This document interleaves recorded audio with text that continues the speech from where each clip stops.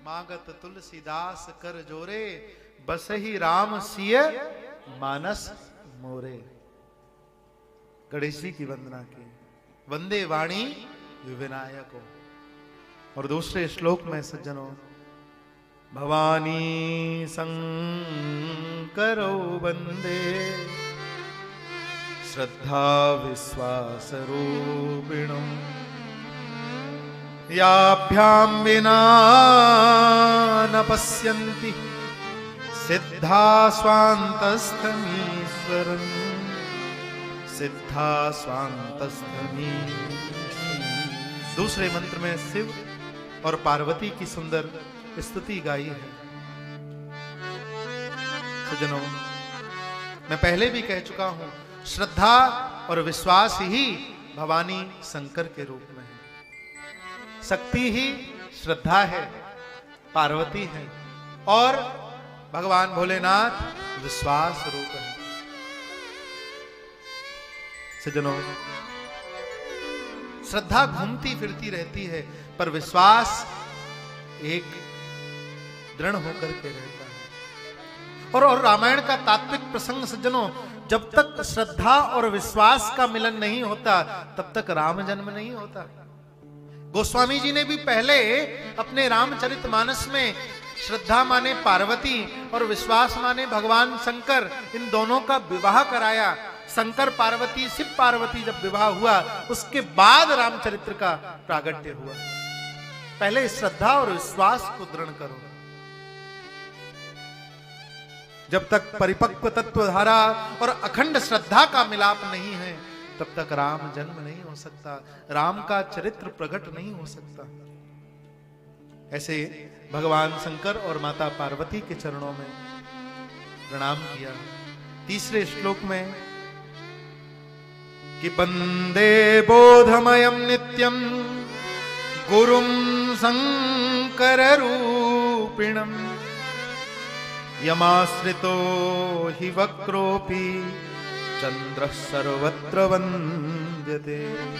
बोधमय गुरु शंकर को वंदन करते हुए, जिनके मस्तक में आश्रित होकर के टेढ़ा वक्र चंद्रमा भी सर्वत्र वंदनीय, सर्वत्र पूजनीय हो गया, ऐसे भगवान शंकर के गुरु के चरणों में मैं प्रणाम करता हूं।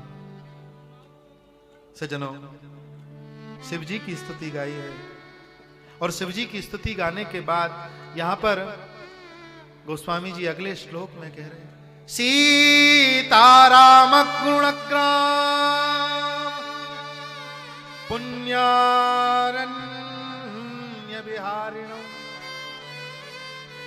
वंदे विशुद्ध विज्ञानो, कवीश्वरः कपीश्वरः।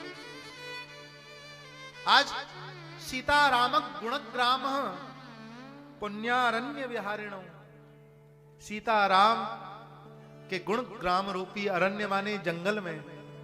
जंगल कोई होता है ना, जंगल में व्यक्ति के भटकने के चांस ज्यादा रहते हैं, पर जंगल में कब नहीं भटका जाता? जब किसी व्यक्ति ने वो जंगल देखा हुआ हो और वो व्यक्ति तुम्हारा गाइड बनकर के, तुम्हारा मार्गदर्शक बनकर के तुम्हें महाराज उस जंगल को दिखाए, तो तुम्हारा भटकना नहीं होगा। तो सीताराम के उस गुणग्राम रूपी जंगल को दो लोगों ने बहुत अच्छे से जाना है, एक कवीश्वर और दूसरे कपीश्वर। कवीश्वर श्री महर्षि वाल्मीकि आदि कवि कहे जाते हैं, क्योंकि रामायण ग्रंथ जो है वो आदि काव्य है। और कपीश्वर श्री हनुमान जी महाराज, दोनों ही रामचरित्र को बहुत अच्छे से जानते हैं। तो जब दो का मार्गदर्शन मिल जाएगा, एक रामायण के सर्जक हैं और दूसरे राम के चरणों के सेवक हैं। एक परम वक्ता हैं वाल्मीकि जी और एक परम श्रोता हैं श्री हनुमान जी। कि यत्र यत्र रघुनाथ कीर्तनम तत्र तत्र कृतमस्तकांजलिम, वाष्पवारि परिपूर्ण लोचनम, मारुतिम नमत राक्षसांतकम। ऐसे कबीश्वर वाल्मीकि ऋषि और कपीश्वर श्री हनुमान जी के चरणों में वंदना की, जो परम वक्ता और परम श्रोता हैं। और सज्जनों ध्यान देना, यहां पर वंदे विशुद्ध विज्ञानों, ये दोनों कोई साधारण नहीं, ये परम वैज्ञानिक हैं। ज्ञानी से अधिक वैज्ञानिक महान होता है, क्योंकि ज्ञानी, शब्दों पर ध्यान देना, ज्ञानी अपनी मुक्ति चाहता है, पर वैज्ञानिक दूसरों की मुक्ति चाहता है। ज्ञानी अपने लिए कुछ करता है, पर वैज्ञानिक समाज के लिए, संसार के लिए कुछ करता है। उसका योगदान संसार के उद्धार के लिए होता है। गोसाई जी श्री गोस्वामी तुलसीदास जी रामचरितमानस में लिखते हैं, ज्ञानी से अधिक विज्ञानी प्रिय है। संसार को उत्पन्न करने वाली, पालन करने वाली, लय करने वाली, सबका श्रेय कल्याण करने वाली आद्य शक्ति जगत जननी की भी वे स्तुति करते हैं। उद्भव स्थिति संहार कारिणीम क्लेश हारिणीम सर्व श्रेयस्करीम सीताम नतो हम राम वल्लभा। और अगले श्लोक में यन्मायावसवर्त विश्वमखिलम् ब्रह्मादिदेवसुरा यत्सत्त्वादमृषैव भाति सकलम् रज्जौ यथा हेर्भ्रमः यत्पादप्लवमेकमेव हि भवाम् बोधे स्थितिर्सावता वंदेहम तमशेष कारण परम रामाख्यमी संहरि। जिनकी माया के वश में ये सारा जगत है, जिसमें ब्रह्मा देव और असुर हैं, जिनके प्रभाव से रस्सी भी सांप की तरह दिखलाई पड़ती है, ऐसे ही ब्रह्म के समान सारा जगत सत्य प्रतीत होता है।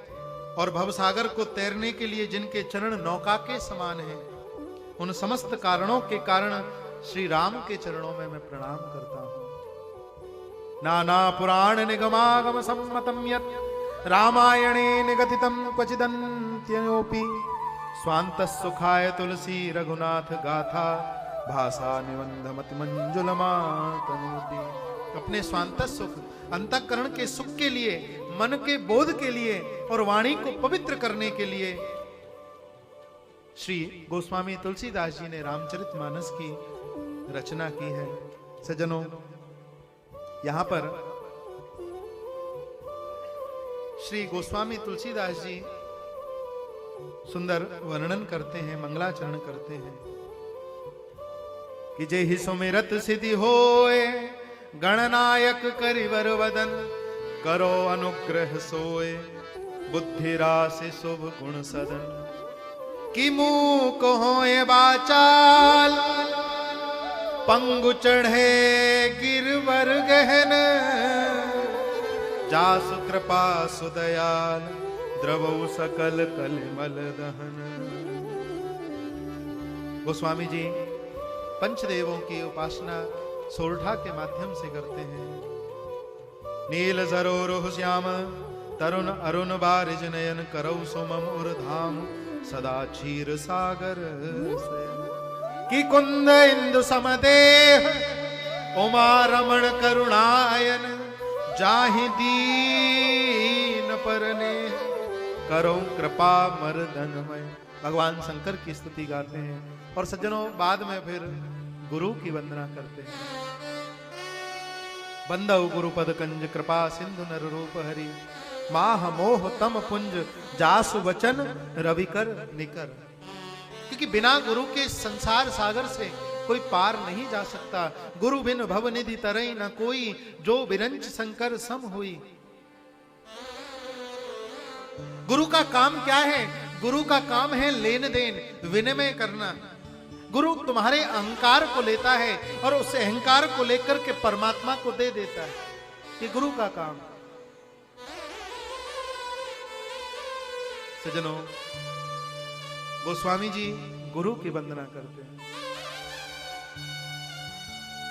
रामा बंदो गुरु पद पदम परागा रामा, रामा सुरच सुबास सरस अनुरागा रामा, रामा अमीय मोरे मय चूरण चारु रामा, रामा समन सकल भव तुझ परवानु रामा, रामा सुकृत संभूतन विमल विभूति रामा, राम मंजुल मंगल मोद प्रसूति रामा, रामा जनमन मंजु मुकुर मलहरनी रामा, रामा किए तिलक गुण गणन बस करनी रामा।